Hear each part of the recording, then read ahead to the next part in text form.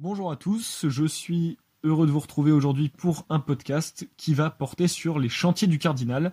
Peut-être que vous connaissez, peut-être que cela ne vous dit rien, mais cette organisation a accepté de répondre à quelques-unes de nos questions par la voix d'Alice Fabre. Alice Fabre qui est directrice des chantiers du Cardinal. Donc ça va être l'occasion de découvrir un petit peu ce que c'est. Donc bonjour Alice, merci d'avoir accepté de répondre à nos questions. Est-ce que vous pouvez nous dire un petit peu ce que sont les chantiers du Cardinal? Oui, bonjour à tous. Merci de m'avoir invité parmi vous. Les chantiers du Cardinal sont une œuvre d'église qui commence à être une dame respectable qui va bientôt avoir 90 ans l'année prochaine. Les chantiers collectent des fonds, que ce soit des dons, des legs, sur l'Île-de-France, essentiellement pour construire des églises dans les nouveaux quartiers, rénover ces mêmes églises construites après 1905, assurer un cadre de vie décent également à nos prêtres, et puis fournir des locaux adaptés pour la pastorale. Donc concrètement, là, je parle bien sur l'Île-de-France uniquement de 456 églises et chapelles qui ont été bâties après 1905. Donc ça fait énormément de bâtiments, ça fait énormément d'églises, de chapelles sur l'ensemble de l'Île-de-France. Donc vous, concrètement, quel est votre rôle au sein des chantiers du Cardinal ? Alors en fait, les chantiers du Cardinal sont sous l'autorité de l'ensemble des 8 évêques d'Île-de-France. Ils ont désigné Monseigneur Aumônier pour accompagner cette mission. Il y a quelques ans, c'était d'ailleurs Monseigneur Delannoy qui a accompli cette mission. Monseigneur Aumônier préside aujourd'hui 4 fois par an notre conseil d'administration, qui est donc composé par les 8 économes de ces mêmes diocèses d'Île-de-France. Lors de ce conseil, Jérôme Tholot, qui est notre directeur général bénévole, propose la politique générale des chantiers du Cardinal pour lui permettre de remplir au mieux cette mission. Donc moi, personnellement, je travaille avec Jérôme Tholot sur la définition de cette politique générale et puis je la mets en œuvre avec l'équipe des salariés, des bénévoles et d'un réseau de 400 délégués en paroisse, dont nous avons certains d'ailleurs en Seine-Saint-Denis que je salue plus particulièrement. Alors justement, notre diocèse et notre département de la Seine-Saint-Denis profitent de vos interventions. Comment ça marche? Comment ça se passe quand vous venez concrètement sur le terrain ou voilà, quelles sont vos actions notamment et surtout pour notre diocèse de Saint-Denis? Alors, d'une manière générale, déjà comment ça se passe? Ce qui est très important et essentiel, c'est que c'est bien sûr chaque diocèse qui établit ses priorités en termes de construction, de rénovation, d'églises, de mentions paroissiales, etc. Et bien souvent, ces priorités sont avant tout au service de la pastorale. Le rôle des bénévoles là est vraiment important puisqu'il permet aussi de remonter au niveau du diocèse un certain nombre d'informations sur et par l'état général des églises, des maisons paroissiales, et ça aide bien entendu l'économe aussi à avoir une vision globale de ce qui se passe sur son diocèse. Concrètement, comment ça se passe? En amont de chaque conseil d'administration dont je vous parlais tout à l'heure, donc 4 par an, les économes, et donc M. Triard pour la Seine-Saint-Denis, nous envoient tous les projets de construction et des rénovations pour lesquels ils sollicitent une participation des chantiers du Cardinal. Nous avons un service travaux qui réalise une expertise technique du dossier. Ce service travaux peut être amené à soutenir techniquement le projet si cela est souhaité. Donc ça dépend des projets, ça dépend des diocèses. Voilà, en tout cas, c'est une carte qui peut nous être demandée. Ensuite, qu'est-ce qui se passe? Pendant ce conseil d'administration, tous les éléments du dossier et de l'expertise technique sont reprises par chaque économe qui présente ses propres projets. Ensuite, l'ensemble du conseil d'administration statue de manière collégiale sur les choix des projets qui sont financés. Les chantiers du Cardinal font donc en fait un accompagnement financier et technique lorsque cela est demandé. Alors maintenant, vous me direz, et en Seine-Saint-Denis, qu'est-ce qui se passe? Je voulais juste vous parler de 2 projets importants. Un qui commence à être un petit peu ancien, mais qui a vraiment toute sa place dans la logique générale des chantiers. C'est le grand projet de construction qui a eu lieu à Saint-Paul-de-la-Plaine et qui donc a été dédicacé par Monseigneur Delannoy en 2014. Ça a été un très grand projet de construction. Les chantiers du Cardinal ont contribué à hauteur de 1,7 million d'euros pour un total de construction de 2,7 millions d'euros. Donc, c'est des sommes qui sont importantes. L'objectif, là, était vraiment d'accompagner le développement d'un nouveau quartier. Donc, on est bien dans cette mission pastorale. Autre projet qui est, lui, plus récent, puisqu'il date de cette année, l'année dernière, 2019, un projet de rénovation, par exemple, au Blanc-Ménil.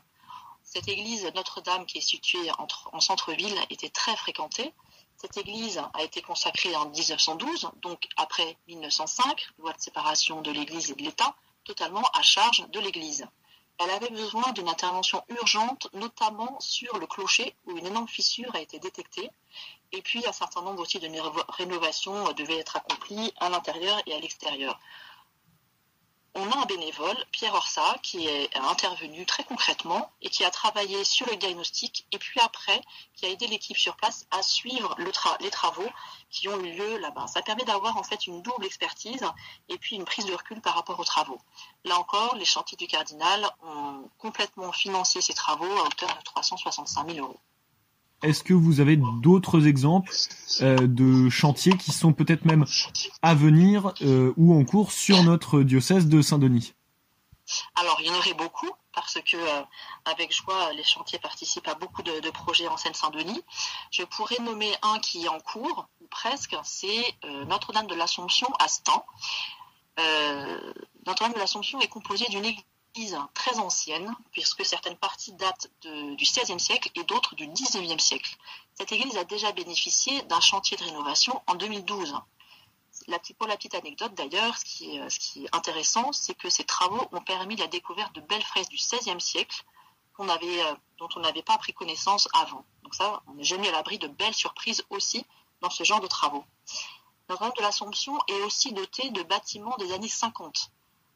Ils sont en très mauvais état général, les salles ne permettent plus l'accueil des fidèles. En rénovant les lieux, en fait, ce que la paroisse cherche à faire, c'est se montrer plus proche et plus accueillante envers les habitants. Les travaux qui vont reprendre donc, dès la fin de notre confinement vont permettre de développer des nouvelles activités, et en particulier des activités avec les jeunes de la catéchèse et de l'aumônerie. Ça sera également un endroit de rencontre avec les autres communautés religieuses de la ville. Et enfin, de ce que j'ai compris, la paroisse prévoit d'organiser des événements pour rassembler les paroissiens, tels que les déjeuners évangiles. Donc on voit là, encore une fois, que le projet est avant tout pastoral et qu'il est porté par une communauté de fidèles. Et c'est vraiment ça aussi tout l'enjeu des chantiers du Cardinal, c'est d'être par la pierre au service d'un enjeu pastoral. D'accord, donc vous avez vraiment un rôle d'accompagnement, d'aide, et puis au-delà du financement qui permet vraiment de faire vivre l'Église aujourd'hui en Île-de-France. Tout à fait, et c'est vrai qu'il y a une attention aussi particulière qui est donnée sur l'ensemble de ces projets à ce que ces lieux soient visibles pour vraiment témoigner de la présence de Dieu, qu'ils soient aussi accessibles. C'est vrai que ça j'en ai pas parlé, mais les boucles magnétiques ou les rampes d'accès sont également des choses qui préoccupent beaucoup, et c'est complètement normal, les diocèses, et sur lesquelles on peut apporter des réponses. Une autre préoccupation aussi parmi d'autres, quand on étudie les dossiers, c'est la dimension écologique, qui est quelque chose de plus en plus important, bien sûr. Et du coup, les chantiers du Cardinal aujourd'hui, est-ce que vous avez un rêve pour les chantiers du Cardinal, vous, Alice Fabre, en tant que directrice, pour les chantiers du Cardinal, c'est quoi votre rêve? Alors moi, j'ai toujours beaucoup de rêves. Après, sur les chantiers, au-delà des pierres, et j'espère que c'est ce que vous aurez compris, on édifie des lieux surtout où grandit la foi et la fraternité. Et on a vraiment besoin de ces lieux. On est des êtres incarnés, on le vit d'autant plus aujourd'hui. On a besoin de lieux de rencontre, de lieux de célébration, des lieux qui donnent envie de cette relation avec Dieu, de lieux ouverts, de lieux avec lesquels on peut tous aller librement. Aujourd'hui encore, en cette période particulière, il y a des très belles célébrations qui nous sont accessibles, des choses même qu'on ne regarderait pas forcément naturellement, mais on vit ces célébrations seules ou juste en famille. C'est quand même pas la même chose. Ensemble, en communauté, faire église, c'est quelque chose de très très concret. C'est être ensemble, et cela n'est permis que par des lieux.